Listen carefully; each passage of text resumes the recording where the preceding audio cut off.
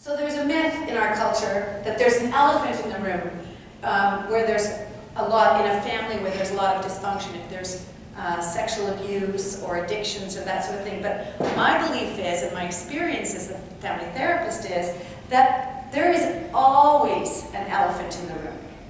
Each person in the system will have some common elements that they experience similarly and some that they experience differently. And this is true for first responders as well. So what might be a benign accident for one person because somebody died might be really toxic for somebody else because it might look like a family member or be the same age as a family member of theirs. So I worked with a nurse one time, and she had reoccurring flashbacks about a patient that she'd been working with. And she said, actually, she performed the incident very well. She said there were some ribs that broke, but that's not uncommon, and she'd been used to that, so that didn't traumatize her. The man died, but she got traumatized because when she walked out of the room, she saw her relatives.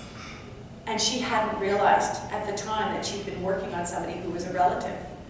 And then I had to normalize it for her and say, like, you're in your left brain. You're not actually thinking of it as a person who has relatives and that sort of thing.